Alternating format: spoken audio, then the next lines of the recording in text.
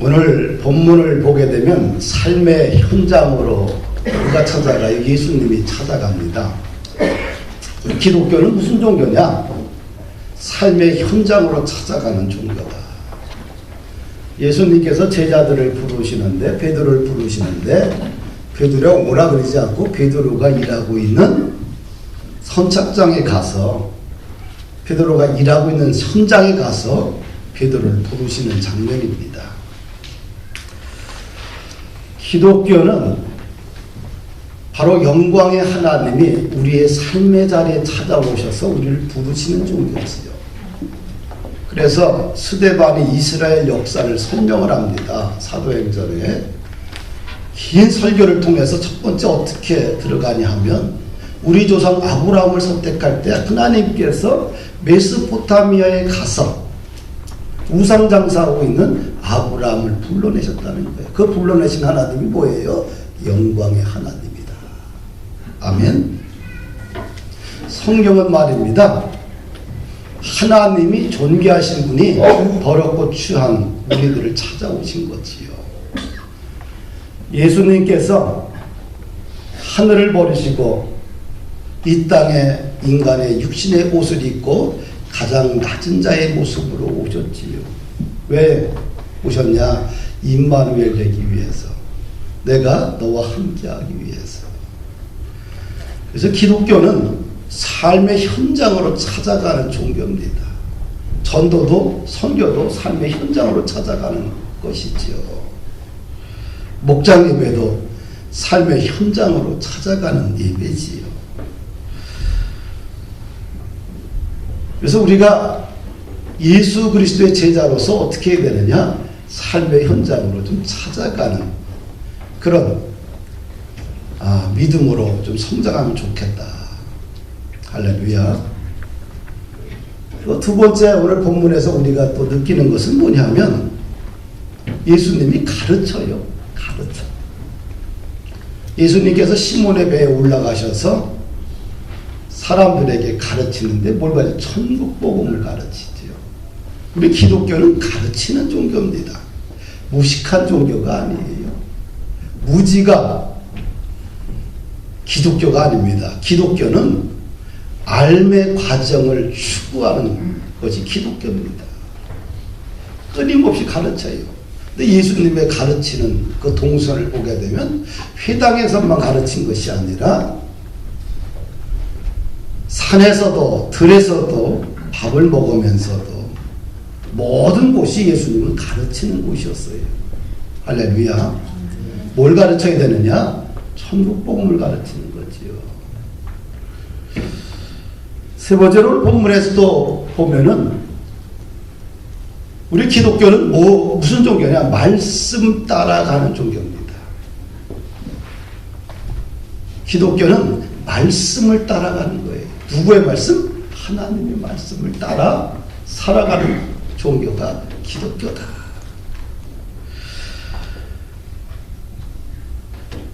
예수님께서 말씀을 마치고 나서 특별히 시몬을 지목해서 말합니다. 깊은 데로 가서 그물을 내려 고기를 잡으라. 근데 시몬이 이런 말을 해요. 선생님, 우리들이 밤이 새도록 수고하였으되 잡은 것이 없지만은 말씀에 의지하여 내가 그물을 내리리이다. 베드로는 어부입니다. 그런데 탁월한 어부입니다. 베드로는 선장입니다.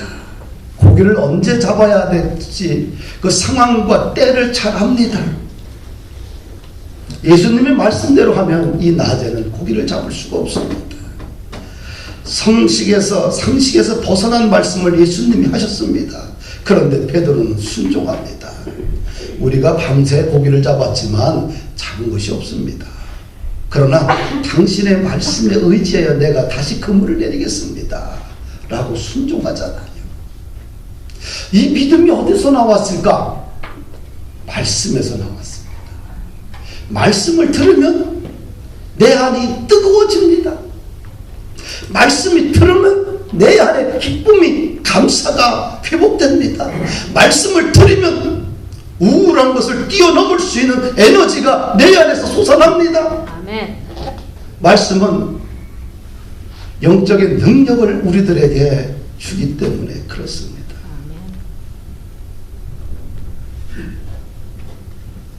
말씀에 의지하여 그물을 내리겠다는 것은 두 가지 의미가 있습니다. 첫째로 당신의 말을 믿겠습니다. 이런 의미입니다. 우리 구약에서는 여호와를 경외하라, 여호와를 두려워하라 끊임없이 강조합니다. 그런데 신약에는 이런 언어가 없습니다. 신약에서는 믿으라, 믿으라 이야기를 해요. 구약의 여호와를 경외하는 것, 두려워하는 것이 신약의 언어는 믿는 것입니다. 아멘. 내가 하나님을 믿는다, 이거는 구약적 개념으로 나는 여호와를 경외한다, 여호와를 두려워한다, 이런 뜻이지요.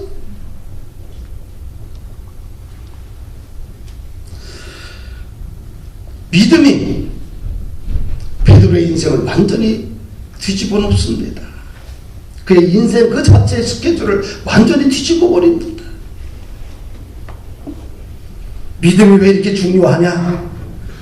조상 때부터 내려왔던 환경의 유전자를 완전히 바꾸고 축복의 인자로 변화시키는 능력이 믿음 안에 있기 때문에 그렇습니다. 그것을 우리는 생물학에서, 유전학에서 후생 유전학이다, 이렇게 우리가 말하고 있습니다. 인간에게는 유전자가 있잖아요. 유전적인 요인과 환경적인 요인이 있는데, 실제적으로 환경적인 요인이 유전자를 지배한다는 새로운 학설입니다.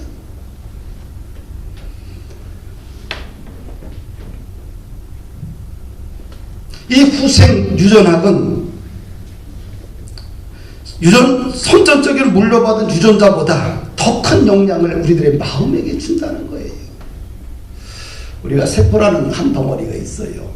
그 세포 속에는 핵이 있죠. 그 핵을 DNA, 또 다른 말로 유전자, 이 같은 얘기입니다. 그리고 핵 바로 옆에는 이 지푸라기 모양으로 되어 있는 게 염색체인데, 우리 생물학에서 중학교 1학년 때 배우는 건데, 염색체가 있는데, 염색체는 항상 쌍으로 되어 있어요. 부모가 XY잖아요. 그 자식을 하면 XX는 여성이 되고 XY는 남성이 되지요. 그래 안 그래요? 그런데 거기에 중간에 뭔가 염색체 이상이 생기게 되면 장애아가 나오게 됩니다. 근데 우리 인간이 이 과학을 통해서 이 DNA 유전자를 발견했는데, 우리 인간의 몸에 한 25,000개의 유전자가 있다고 그래요. 근데 그 유전자가 잘못되면 세포가 병들고 사람이 죽게 되지요. 근데 이 후생 유전학의 특징은 뭐냐면, 인간의 유전자 DNA 염색체의 서열에 대한 변화도 없이 유전이 가능하다는 이론입니다. 환경이 그의 유전자를 변형시킨다는 얘기지요. 만약에 우리 안에 내가 예수님을 믿는다, 하나님의 택함 받은 자손이다 하게 되면 우리 DNA가 그렇게 우리의 삶을 바꿔버려요. 그럼 축복의 DNA 인자가 되는 거예요. 근데 예수를 안 믿으면 그런 DNA가 없는 거지요.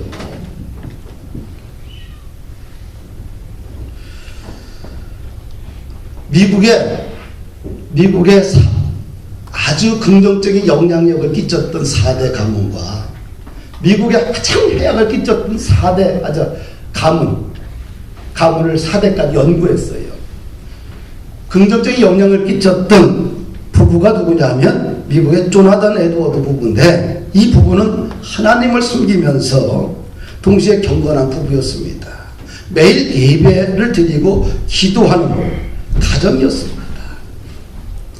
이 부부가 결혼해서 12명의 자녀를 낳고 12명이 100명을 낳고, 이렇게 4대를 거쳐 보니까 미국 사회에 어떤 영향을 끼쳤느냐, 4대에 거쳐서 목사와 선교사와 신학교수가 300명, 대학교수가 120명, 변호사 110명, 판사 30명, 대학총장 14명, 국회의원 3명, 부통령 1명, 작가 60명이 나왔다는 거예요.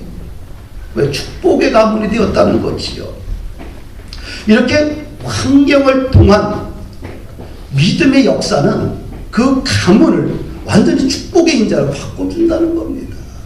거꾸로 이야기해서 유흥주점을 경험했던 부부가 있습니다.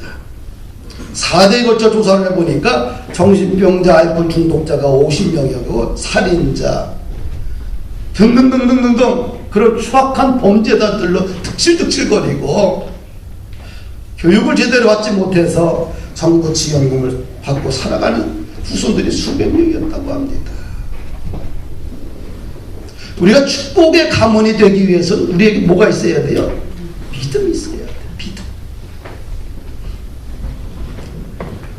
내 유전인자의 믿음이라는 코드를 심어놓게 되면 나뿐만 아니라 내 후손 대대로 하나님의 역사 속에서 번성하는 축복의 가문이 됩니다. 출애굽기 20장 3절 6절을 보게 되면 여호와를 경외하고 여호와를 사랑하는 가족은 천대까지 은혜를 베풀 것이다. 아멘. 하나님께서 그의 가문 속에 왜 축복의 인자를 집어넣는다는 거예요. 후생 유전학은 우리 가지고 있는 DNA 자체를 갖다 어떤 변형시키는 게 아니라 이 후생 유전학은 환경을 통해서 그의 유전인자를 좋은 것을 바꿔서 그의 인생을 풍부하고 번성하도록 만들어준다는 거지요. 그것이 영향을 준다는 거예요. 성경을 보게 되면 사람이 무엇으로 심든지 그대로 거두리라. 육체를 위하여 심는 자는 육체로부터 썩어질 것을 거두고 성령을 위하여 심는 자는 성령으로부터 영생을 거두리라. 우리가 선을 행하되 낙심하지 말지니 포기하지 아니하면 때가 이름에 거두리라. 하나님께서 분명히 말씀해 주셨는데 왜 사람이 무엇으로 심든지 그대로 거두리라. 심는 대로 거둔다고 말씀해 주셨습니다. 무엇을 심어야 되느냐? 믿음을 심어야 돼요. 찌질하게 믿음 심어서는 안 돼요. 억지로 하는 믿음이 아니라 자신의 전부를 들여서 하나님을 사랑하는 믿음을 심어야 됩니다. 출애굽기 31장을 보게 되면 누가 나오냐면 부사렐과 오홀리압이 나와요. 부사렐과. 근데 이 두 사람은 성막을 짓는 일을 했던 사람이에요. 모세에게 하나님이 성막을 짓는데 어떻게 합니까? 그래서 하나님이 직접 성막의 설계도와 색깔까지 다 가르쳐요. 그리고 제사장이 입는 옷까지 다 어떻게 지으라 하나님이 설계도를 만들어 주셔요. 그리고 나서 사람까지 지명해요. 그 사람이 부사렐과 오홀리압입니다. 근데 그 사람에게 하나님이 뭘 줬느냐? 지혜가 충만하고 자주가 충만한 은사를 주셨어요. 그러니까 부사렐이 이름이 앞에 나온 거 보니까 수석 기술자고 오홀리압이 그를 조수하는 조수일 것 같아요. 근데 가만히 부사렐의 이 가문을 따져봤더니 바로 아버지가 훌이에요. 훌의 3대 손이 부사렐입니다. 그럼 훌은 누구냐? 이스라엘 백성들이 출애굽하고 나서 홍해바다를 건너서 첫 번째 아말렉과의 전투를 하게 됩니다. 그럴 때 시종이었던 여호수아는 젊었기 때문에 전장에 나가 싸웁니다. 모세는 나이 먹었어요. 산꼭대기에 올라가서 전쟁 상황을 봅니다. 두 손 들고 기도하면 이스라엘이 이기고 힘이 빠져서 떡 떨어지면 이스라엘이 지는 거예요. 그래서 그 양옆에서 아론과 훌이 두 손을 받쳐줘요. 그래서 전쟁에서 승리합니다. 훌의 3대 손이요. 하나님 앞에 쓰임받았다는 것은 뭐냐면 그 선조들이 믿음의 역사와 순종이 있었기 때문에 그 가문에서 그런 영광스러운 일들이 일어나지 않겠느냐. 저는 그렇게 봅니다. 심은 것도 없는 가문에서 무슨 역사를 이끌어갈 수 있는 인물이 나오겠습니까? 나도 왜 세상 일이나 영적인 일이나 심는 대로 거둔다. 무엇을 심을 것이냐? 믿음을 심어야 된다. 사랑하는 여러분들, 나는 부사렐에게 하나님 특별히 재주를 줘서 어떻게 된 것이 아니라 그 아버지, 할아버지가 하나님 앞에 헌신했던 것들이 그 후손들에게 그런 유전자와 DNA가 그렇게 형성돼서 더 쓰임받지 않았겠느냐.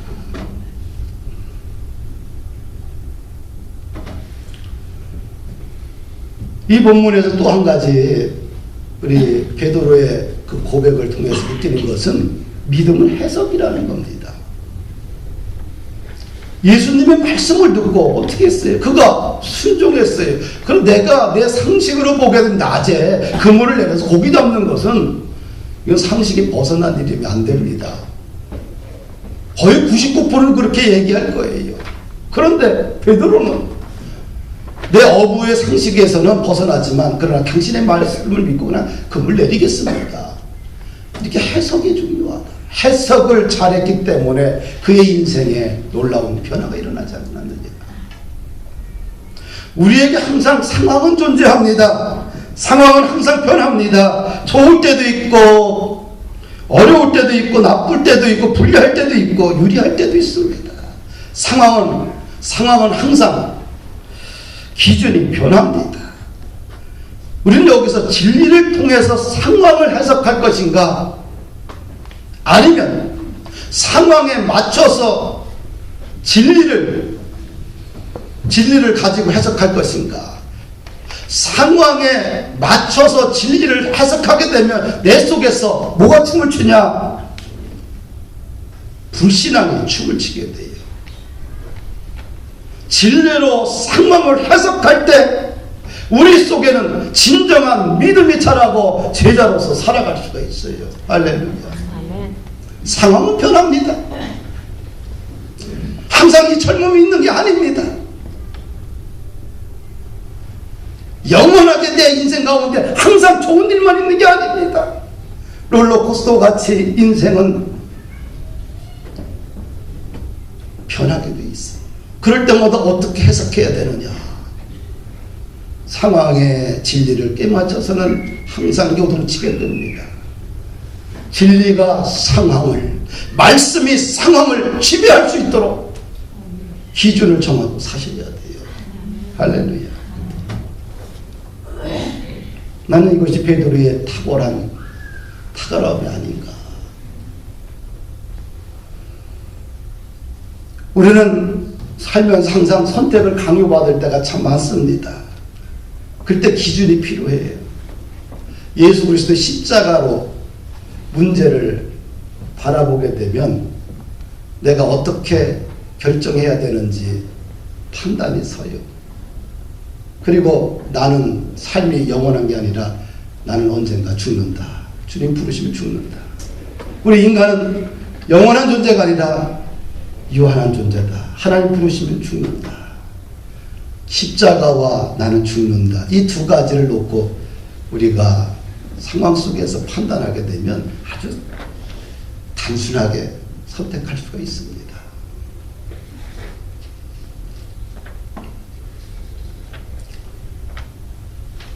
왜 선택이 그렇게 복잡한 줄 아십니까? 십자가가 없어서 그래요. 예수가. 그의 마음에 죽음이라는 것을 종말론적 삶을 살지 않기 때문에 그렇습니다. 자신의 생명이 영원할 것이라 착각하고 살기 때문에 그래요. 그래서 방자한 겁니다. 인생이 그렇게 복잡하지 않아요. 단순합니다. 십자가가 예수님의 사랑이 내 속에 있고 내 안에 나는 영원한 삶을 사는 게 아니라 나도 죽는다는 사실을 늘 평상시 마음에 품고 살면 결단이 쉽고 단순합니다. 근데 믿음의 결과는 항상 채워짐이잖아요. 6절 7절을 보게 되면 고기가 너무 많이 잡혀서 그물이 찢어집니다. 그래서 2배 가득 채우는 것을 보게 돼요. 그래서 믿음의 사건은 항상 간증이 있다. 여호와를 경외하는 사건은 항상 뭐가 있어요? 간증이 있다. 믿음으로 순종했더니, 여호와를 사랑했더니, 여호와를 경외했더니 내 인생 가운데 하나님의 이런 은혜를 주셨네요. 다 덤이지요. 그래서 감사하지요. 그냥 순종했더니 기적이 일어났어요. 찢어질 정도로, 그물이 찢어질 정도로 고기가 잡혔습니다. 2배 가득 채웠습니다. 기적이죠. 기적.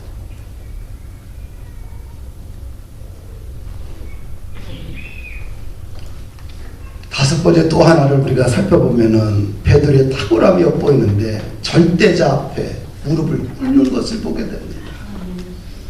8절을 보게 되면 시몬 베드로가 이를 보고 예수의 무릎 아래 엎드려 이르되 주여 나를 떠나소서 나는 주인이로소이다.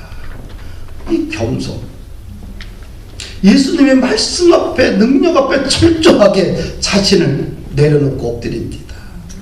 나는 주인입니다. 나를 떠나소서. 이것이 베드로의 탁월함 아니겠어요? 우리가 날마다 좀 성경을 통해서 예수님을 좀 만났으면 좋겠다 이런 생각을 좀 금주에 좀 해봤어요. 성경을 읽는데 성경에서 예수님을 만날 수 있다고 한다면, 그래서 그분의 말씀 앞에 겸손히 머리를 숙일 수 있다고 한다면 그것이 최고의 복 아니겠는가. 찬송을 듣는데 찬송이 내 마음속에 울려요. 그 말씀을 찬송을 들을 때 내 가슴에 울음이 일어나요. 찬송을 들을 때 내 마음속에 깨달음이 있습니다. 그리고 여호와를 향한, 하나님을 향한 내 마음의 순전한 고백을 드릴 수 있다고 한다면 그것이 가장 큰 복 아니겠는가. 들려줘야 되잖아요. 남편의 소리가 들려줘야 되고, 아내의 소리가 들려줘야 되고, 자식의 소리가 부모의 귀에 들려줘야 되고, 부모의 소리가 자식 속에게 들려줘야 되고, 대통령의 소리가 국민 속에 파고들어야 되고, 국민의 소리가 대통령의 마음에 들려줘야 돼요. 근데 요즘 잘 안 들려지는 게 문제지. 안 들려지다 보니까 어떻게 돼요? 모든 권위들이 다 무너지는 것을 보게 돼요. 들려지는 게 축복이에요. 저는 그렇게 들려지는 게, 내 아내가 신음하고 있는지 그 소리가 들려져야 되겠죠. 내 자식들이 무엇 때문에 고통 가운데 있고 힘들어하는지 들려져야 되겠죠. 들려지면 문제가 해결이 됩니다. 들려지면 이해하게 되고요. 들려지면 상대방의 이야기가 수용되게 되고요. 안 들려지면 그때부터는 타작밖에 없잖아요. 사랑하는 여러분들, 베드로처럼 우리도 예수님의 이야기가 나오면 좀 마음이 좀 순전해졌으면 좋겠다 이런 생각을 좀 해봅니다. 그 다음 10절을 보니까 베드로의 인생을 완전히 바꿔놓죠. 내가 뭐래요? 사람을 취하리라. 이제 고기 잡는 인생이 아니라 사람을 낚는 인생으로 바뀌었지요. 이 인생의 방향이 완전히 달라졌습니다. 하나님이 이 땅에 예수님을 보내신 이유가 뭘까요? 죄로 인해 지옥 형벌받을 우리들을 구원해서 기쁨과 감사함으로 천국의 사람으로 살도록 우리를 바꿔놓는 것이 예수님이 이 땅에 보내신 목적 아니겠어요? 그래서 예수님은 자신의 어떤 사역, 이 영혼 구원에 대한 사역을 제자들에게 또한 위임하셨고요. 그럼 우리는 어떻게 살아야 되느냐? 자기 인생의 방향을 가지고 열심히 살고 있던 사람들에게 삶의 방향을 좀 바꿔주는 거예요. 세상의 자리에서 하나님의 자리로 그들의 인생을 바꿔놓는 것이 우리가 이야기하는 전도고 선교입니다. 할렐루야. 가치를 바꿔놓는 거지요. 가치.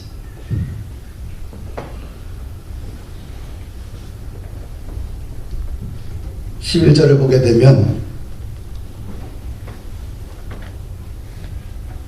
베드로의 탁월한 순종이 나옵니다. 그들이 베드로를 어디에 대고 육지에 대고 즉시 모든 것을 버려두고 예수를 따르니라.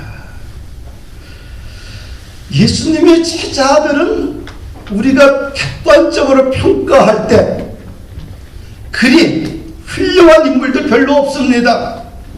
아주 평범해 보여요. 탁월해 보이는 제자들이 별로 없습니다. 그렇게 세상적으로 존경받는 직업을 갖고 있는 사람들도 없었어요. 내세울 것도 별로 없었습니다. 그런데 그들에게 탁월한 점이 있었어요. 즉시 모든 것을 버려두고 예수를 따르니라. 온전한 순종이 있었어요. 마태라는 사람은 세리입니다. 세관에서 일을 하는 사람입니다. 누구를 위해서? 당시 로마 정부를 위해서 자신의 민족을 수탈했던 사람들이 세리입니다. 예수님이 그의 직장에 찾아가서 나를 따라오라. 즉시 일어나 예수를 따랐어요. 뭐가 있었어요? 온전함이 있었다는 거죠. 온전함.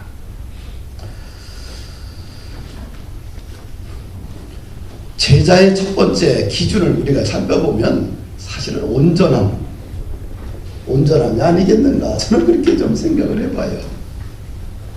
일단 온전한 순종이 돼야지 그 다음이 있는 거 아니겠어요? 입문도 안 했는데 어떻게 무엇이 그의 인생을 주장하겠어요? 불가능한 얘기지요. 타락하고 부패한 성도들은 이런 얘기를 합니다. 신앙은 상식이다. 맞아요. 기독교는 상식을 포함합니다. 그러나 상식을 초월하는 종교입니다. 어떤 사람은 또 이런 얘기를 해요. 믿음은 적당하게 하는 거예요. 맞는 것 같지만 그것은 타락하고 부패한 성도들의 이야기들입니다. 하나님 나라에 그리 적합한 인물들은 아닙니다.